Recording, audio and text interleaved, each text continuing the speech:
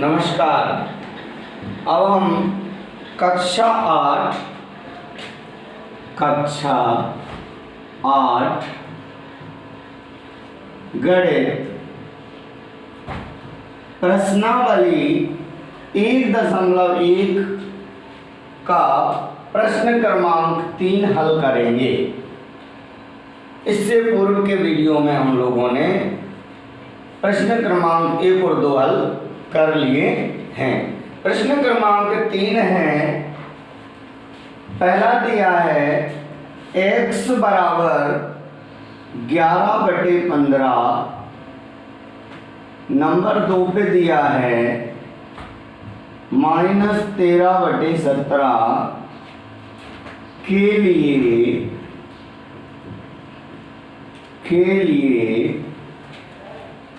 ये भी x बराबर है, के लिए सत्यापित कीजिए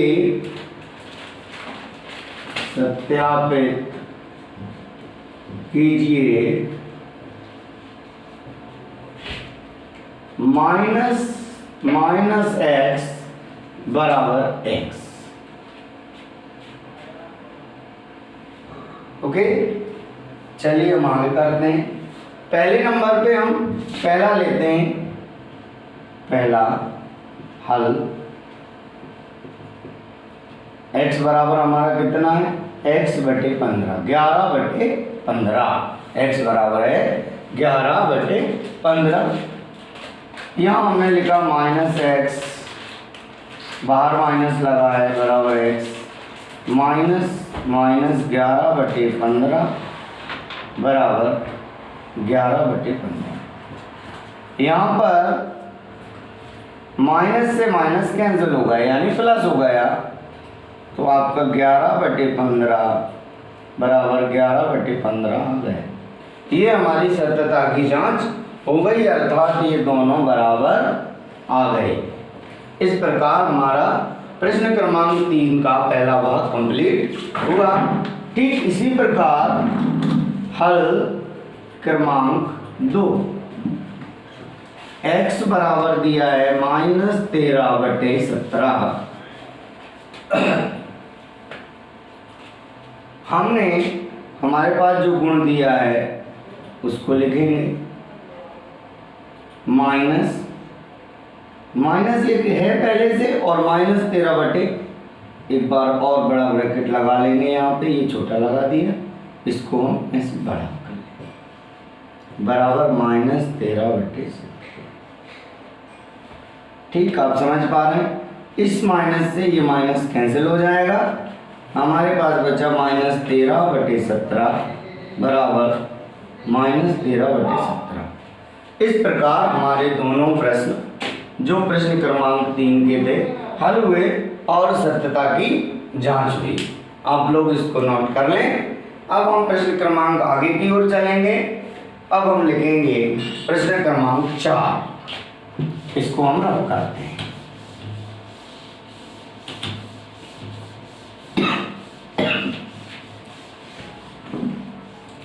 प्रश्न क्रमांक 4 है, निम्न के गुणात्मक प्रतिलोम ज्ञात करना है। क्या ज्ञात करना है? गुणात्मक प्रतिलोम। गुणात्मक प्रतिलोम ज्ञात कीजिए।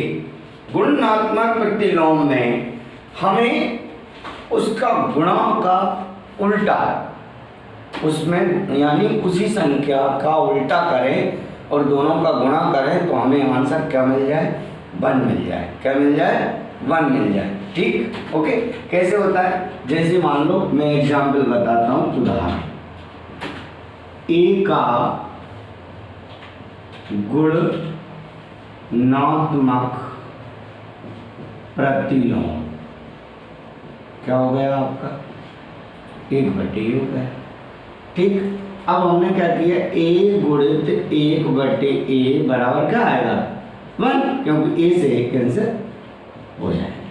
इस प्रकार से गुणात्मक प्रतिलोम क्या होता है? उसी का जस्ट पलट देते हैं उस संख्या को। अब हमारे पास है, सबसे पहला है -13, ठीक। यहाँ पे हम लिखेंगे -13 का गुणनात्मक प्रतिलोम -1/13 होगा, ठीक। ये हमारा प्रश्न क्रमांक 4 का पहला हल हो गया। अगला हम करेंगे दूसरा, -13/19। अब हम इसको डायरेक्टली लिखेंगे का गुणनात्मक प्रतिलोम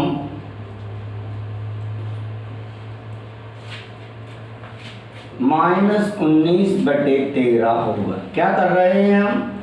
सिर्फ पलट रहे हैं।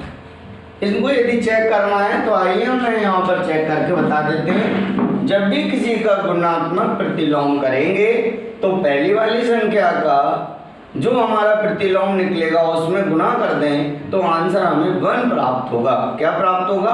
1 प्राप्त होगा।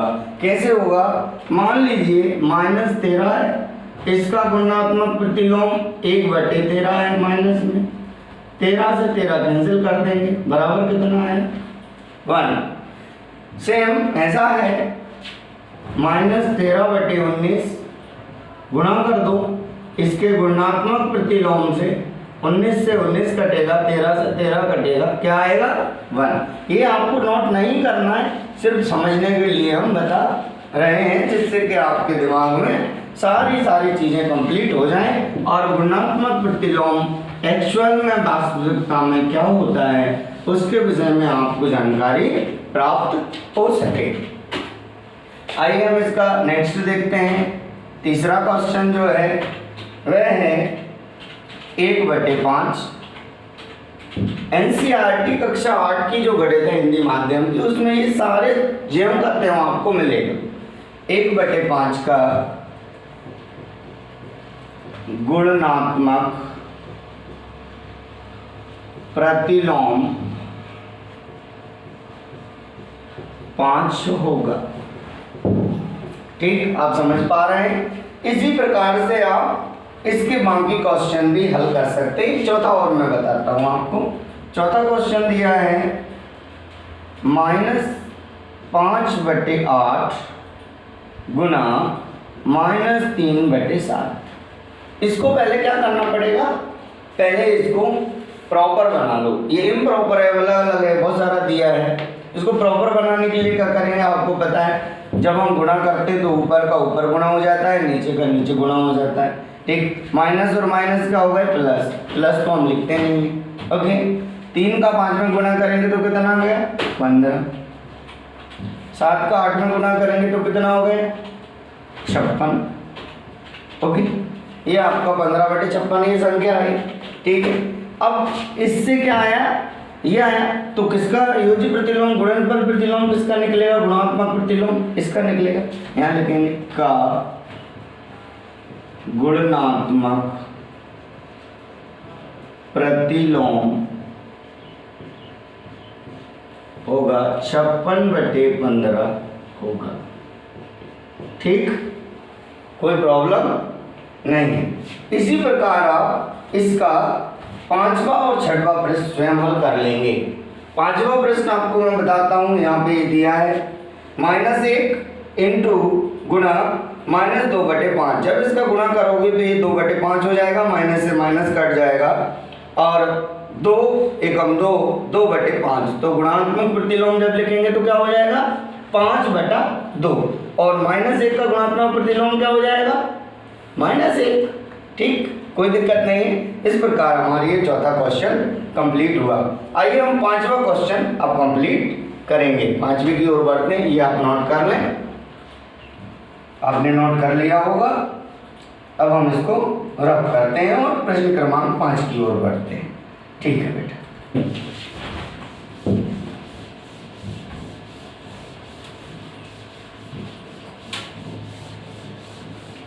अब प्रश्न क्रमांक 5। प्रश्न क्रमांक 5 में हमें क्या करना है? प्रश्न क्रमांक 5 में हमें निम्नलिखित प्रत्येक गुणन के अंतर्गत उपयोग किए गए गुणधर्म गुण को बताना है कि कौन सा गुणधर्म इनने उपयोग किया है। जैसे कि देखो, पहला है सवाल, ये आपको दिख रहा है, आप देख लीजिएगा, नोट कर लीजिएगा बुक से। निम्नलिखित प्रत्येक में गुणन के अंतर्गत उपयोग किए गए गुणधर्म को बताना है। पहला सवाल दिया है जो मैं अभी बोर्ड पर लिखूंगा, -4/5 गुणा 1 बराबर 1 गुणा -4/5 बराबर -4/5। ठीक, कोई प्रॉब्लम? ये हमने कैसे सॉल्व करते हैं? ये गुण होते हैं, योग का सहचार नियम, गुणन का सहचार नियम, इस प्रकार जो नियम होते हैं, तत्समक नियम, ये होते हैं। उसमें हमको ये बताना पड़ेगा। तो हम 5वां सवाल बताएंगे। तो यहाँ पे देखो, पहला एक नियम लिया है, मान लो A cross B equal to A cross B नहीं, 1 क्रॉस A बराबर लास्ट में आ गया A। ये कौन सा नियम है? तो ये कौन सा नियम हो गया? हमारा गुणन सहचार का नियम हो गया। एक गुणनात्मक तत्समक हो गया। क्या हो गया? गुणनात्मक तत्समक। क्या हो गया? गुणनात्मक तत्समक। ये मैंने पहले आपको बताया भी था। A क्रॉस 1 क्रॉस A बराबर A, अर्थात A यहाँ पे 4/5 क्रॉस 1 क्रॉस 4/5, लास्ट में हमें 4/5 मिल गए। यहाँ पे ये वाला नियम लग गया। ठीक, ओके, आप लोग समझ पा रहे हैं? इस प्रकार से हमारा ये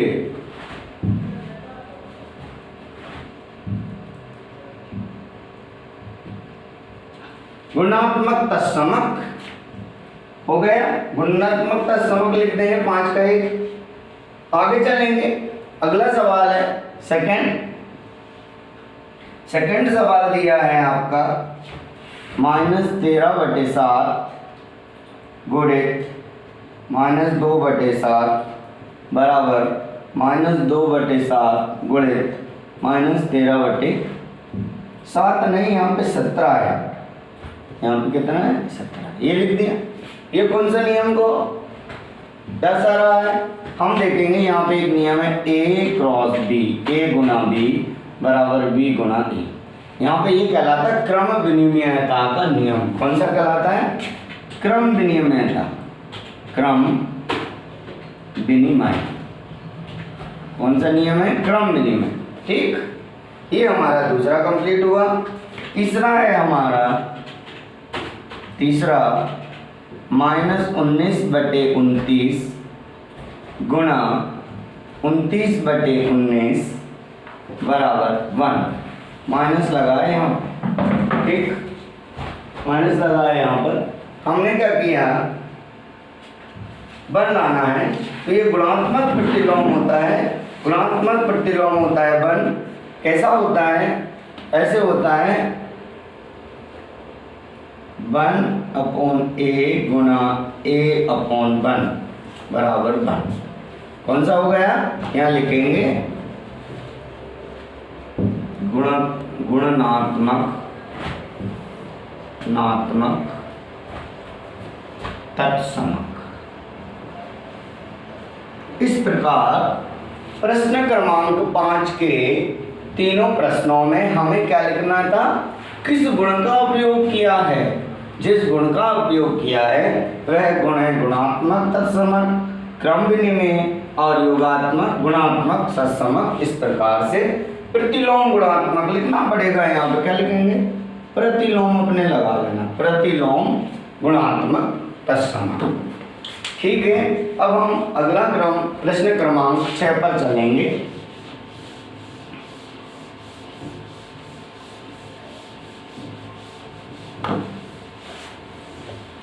प्रश्न क्रमांक 6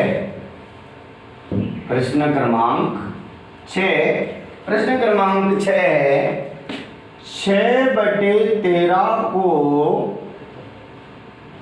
-7/16 की व्युत्क्रम से गुणा कीजिए, इसको हल करते हैं। क्या कह रहे हैं? 6/13 को -7/16 के व्युत्क्रम से गुणा कीजिए। तो सबसे पहले हमें क्या करना पड़ेगा? -7/16 का व्युत्क्रम ज्ञात करना पड़ेगा। व्युत्क्रम चूंकि हम पहले ही अभी जस्ट पढ़े हैं, लिख लो -7/16 का व्युत्क्रम -16/7 या यहाँ लिखो 16/-7 होगा। ठीक, अब हमें क्या करना है? 6/13 में 16/-7 से गुणा करना है। कर दिया। ये प्रश्न कह रहा है। ये कौन कह रहा है? प्रश्न कह रहा है 6वें में। अब हम इसको क्या कर सकते हैं? इसको सॉल्व कर सकते हैं कि नहीं कर सकते? कर लो। ऊपर का ऊपर गुणा होगा, नीचे का नीचे हो जाएगा। 16 का 6 बार पहाड़ा पढ़ेंगे तो कितना आएगा? 16 का 6 बार आप पहाड़ा पढ़ेंगे तो 96 आएगा। ठीक, और 13 का 7 बार पहाड़ा पढ़ेंगे तो कितना आएगा? आता होगी पहाड़े तो आप 1 से 20 तक कंप्लीट कर लें। ठीक है, और जब 13 का 7 बार पहाड़ा पढ़ेंगे तो आपको आ जाएगा, ऐसे कर लो, 7 या 21 का 1 आ जाएगा, और 7 एकम 7 और 2 9 91। चूंकि माइनस में है इसलिए नीचे माइनस आ जाएगा। ये दोनों किसी से कट रहे हैं? नहीं कट रहा, इसी को हम आंसर लिख देंगे। यही हमारा आंसर यह होता है। इस प्रकार से हमारा 6वां प्रश्न हल हो जाएगा। अब हम 7वें प्रश्न की ओर बढ़ते हैं। 7वां प्रश्न हम आपको कराते हैं। आइए, प्रश्न क्रमांक 7। प्रश्न क्रमांक 7 आप बुक से देखेंगे, दिख रहा है। बताइए कौन से गुणधर्म गुण की सहायता से आप 1/3 गुणित 6 गुणित 4/3 को 1/3 गुणित 6 गुणित 4/3 के रूप में अभिकलित कर सकते हैं। यानी किस गुण का उपयोग करके इस संख्या को इस रूप में दर्शा सकते हैं, समझते हैं हम। आइए, और रूप में अभिकलन कर सकते हैं। तो हमने लिखा 7 1/3 गुणा 6 गुणा 4/3। ठीक, कैसा लिखना है? ऐसे बराबर लिख के देख लो।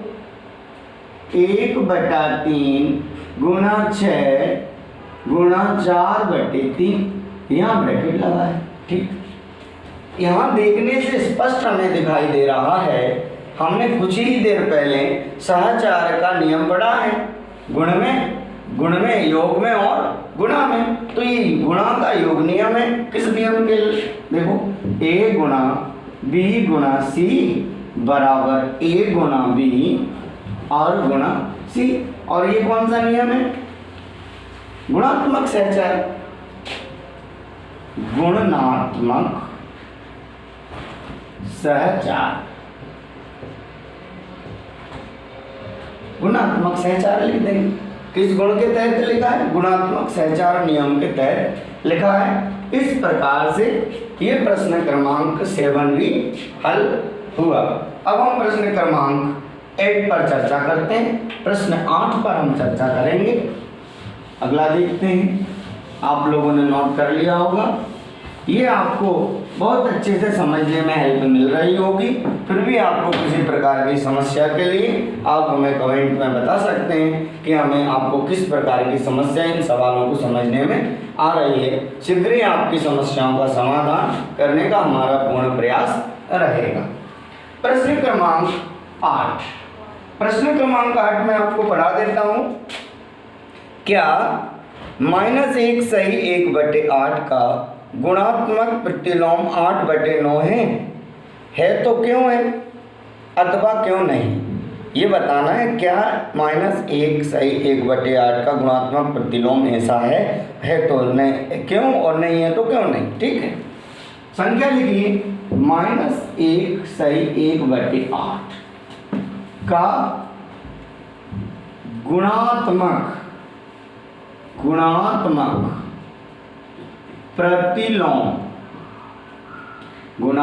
प्रतिलोम 8/9 है। अब देखो, सबसे पहले तो गुणात्मक प्रतिलोम निकाल के देखो, और जब देख लिया तब हम ये बताएंगे कि हाँ है कि नहीं है। क्या यहाँ पर लिखा है क्या, यहाँ हल करो इसको। सबसे पहले हमने -1 सही 1/8 को सही किया, तो ये हो गया 8 एकम 8 और 9/8 -9/8 का गुणात्मक प्रतिलोम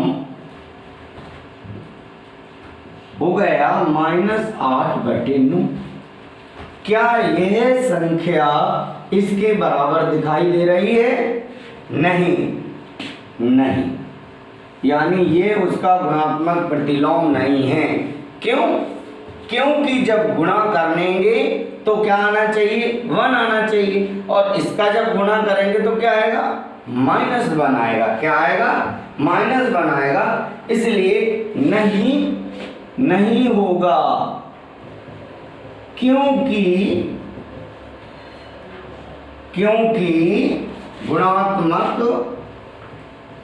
गुणात्मक प्रतिलोम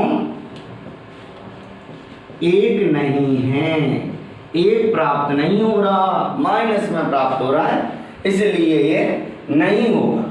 इसी का अब हम देखते हैं 8वां, और 8वां कंप्लीट हुआ। अब हम 9वें प्रश्न पर देखते हैं, आपको बहुत अच्छे से समझ में आ रहा होगा। अब हम 9वां प्रश्न करेंगे, प्रश्न क्रमांक 9 भी ठीक 8वें की तरह है, थोड़ा बहुत हम देखते हैं। 9वां प्रश्न में पूछ रहे हैं, क्या 3 सही 1/3 का गुणात्मक प्रतिलोम 0.3 है? क्यों है अथवा क्यों नहीं है? ठीक है, हम सबसे पहले क्वेश्चन लिखेंगे। क्या 3 सही 1/3 का गुणात्मक प्रतिलोम 0.3 है या नहीं, ऐसा हमें बताना। सबसे पहले हम गुणात्मक प्रतिलोम निकालो। गुणात्मक प्रतिलोम सबसे पहले हमने लिखा हल 3 सही 1/3 का, सबसे पहले इसको सही कर लेते हैं। ये हो गया 3 × 9 और 1 10/3। ठीक, ओके। अब हमने लिखा 10/3 का गुणात्मक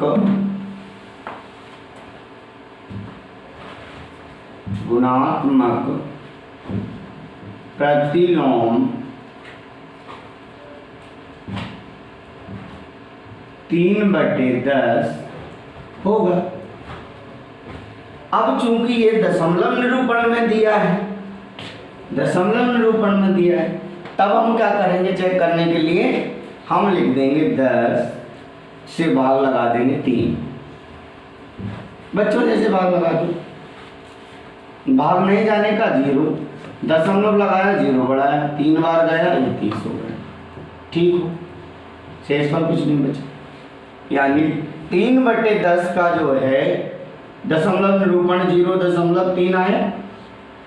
हम लिखेंगे हाँ, आंसर क्या लिखा देंगे? हाँ, 3 सही 1/3 का गुणात्मक प्रतिलोम 0.3 है।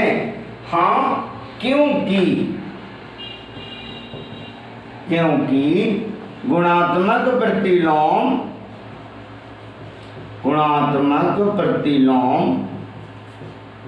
1 है।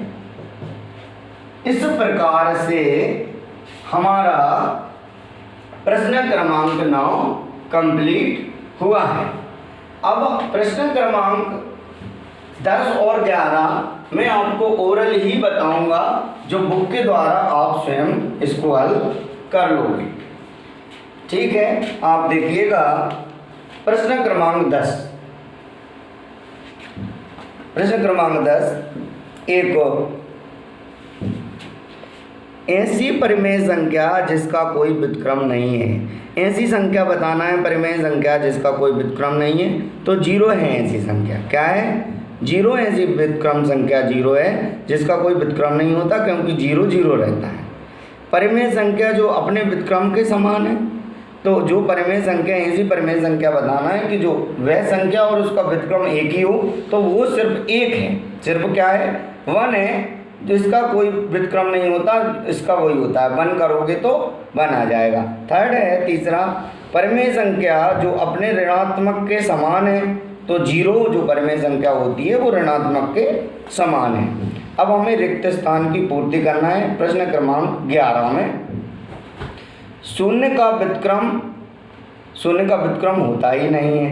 डैश है मतलब नहीं है, नहीं होता। ठीक, संख्याएं खाली स्थान तथा खाली स्थान स्वयं के व्युत्क्रम है। अपने ऊपर बताया था मैंने, -1 और 1 का व्युत्क्रम है और -1 का व्युत्क्रम है। -5 का व्युत्क्रम -1/5 है। अब भी हमने बहुत सारे सवाल पढ़े हैं। 1/x का व्युत्क्रम x है, मतलब उसे पलट देंगे तो x/1 होगा, तो नहीं x होगा। 2 परिमेय संख्याओं का गुणनफल हमेशा परिमेय संख्या रहेगा। परिमेय संख्याओं का योग परिमेय संख्या होगा, गुणन परिमेय संख्या होगा। ठीक है, इसके बाद किसी धनात्मक परिमेय संख्या का व्युत्क्रम धनात्मक परिमेय संख्या होगा। ठीक है, इस प्रकार से हमारा कक्षा 8 का अध्याय 1.1 प्रश्नावली समाप्त हुई। धन्यवाद।